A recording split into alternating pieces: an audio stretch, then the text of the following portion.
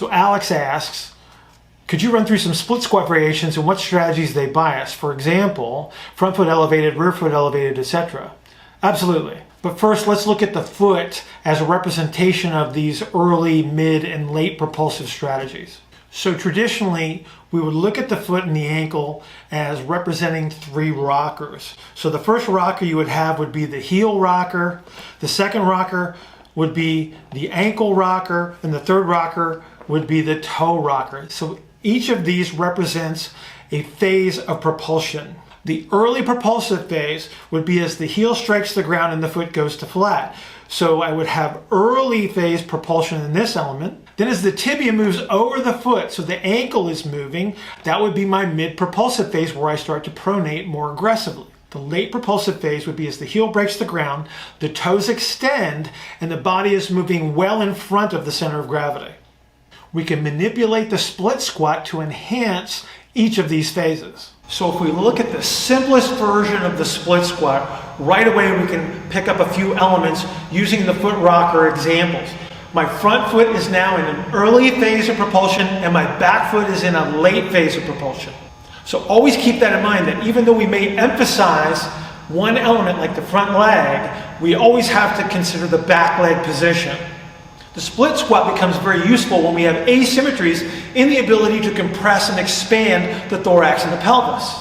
Now let's look at how we can bias certain elements of the split squat to enhance early, mid, and late propulsive strategies.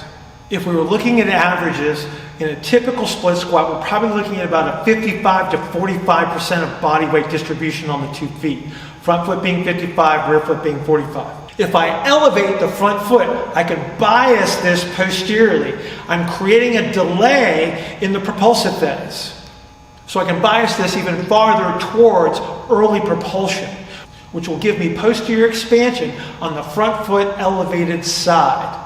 I can bias that further by creating a hip shift, which moves me even farther towards a counter-nutated position, with the understanding that I'm always going to be biased towards a propulsive strategy on that side. I can bias myself even farther into the early propulsive phase by using an incline board. So I'm elevating my heel and I'm reducing my ability to dorsiflex. So I stay front heel heavy as I lower myself into the split squat, and I've just biased myself towards very early propulsion, and I've got a late propulsive strategy posteriorly. So this is a very expansive exercise. If my goal is to enhance my inhalation capabilities, this may be a very useful exercise.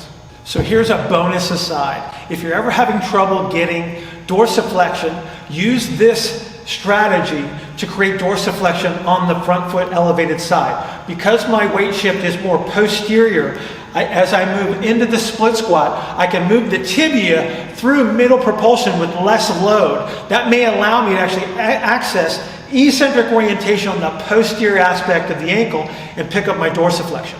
I can also bias the posterior leg to enhance the late propulsive strategy. If I shift the front hip forward, I can actually hold myself farther back into the propulsive phase and increase the load on the back leg.